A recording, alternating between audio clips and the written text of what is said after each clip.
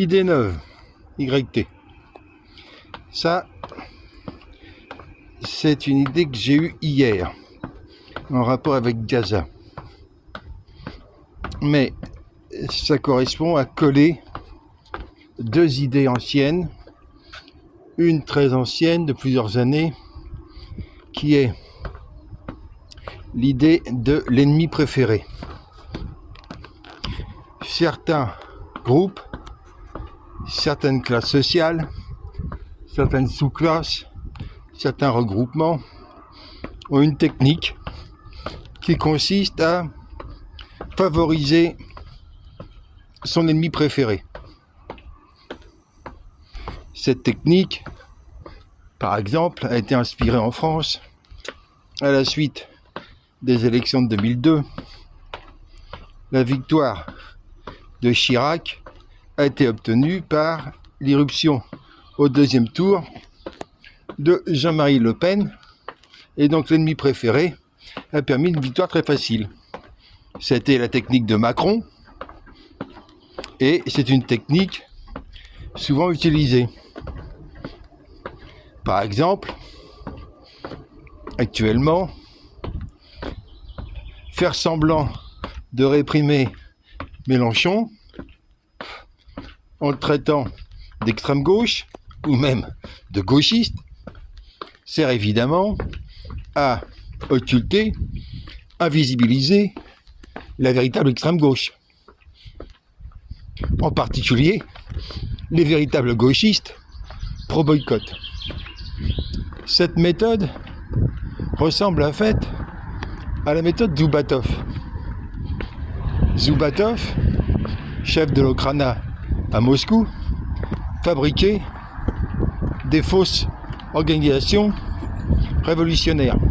Il ne se contentait pas d'infiltrer celles qui existaient, il en fabriquait. Le dimanche sanglant du janvier 1905 a été organisé par Gapon, un agent de l'Okhrana, avec son organisation qui a entraîné des foules se faire massacrer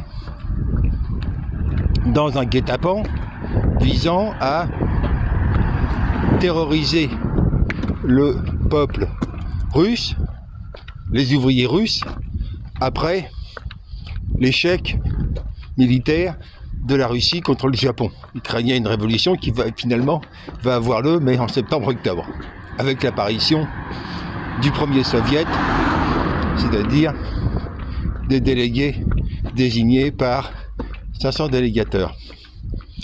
Le rapport, l'idée neuve est ici. Netanyahou sait bien évidemment que son offensive génocidaire discrédite la cause du judaïsme et même du sionisme au niveau mondial. Elle fait passer les anciennes victimes pour des bourreaux.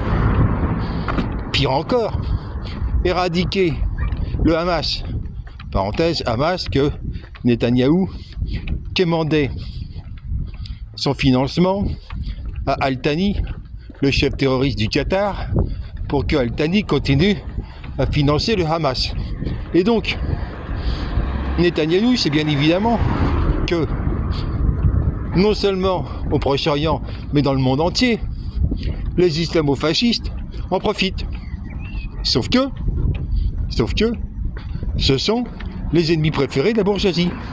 La bourgeoisie, Édouard Philippe Ier, au Havre, avec sa mosquée financée par le Qatar à Coquilloville, préfère voir les quartiers infestés par les frères musulmans et les islamo-fascistes que de les voir organisant, recrutant de véritables révolutionnaires.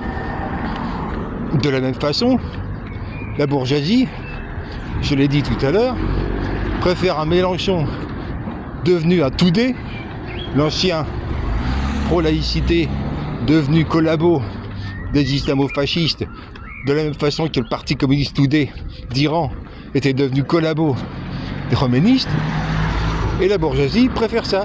C'est toujours la technique de l'ennemi préféré.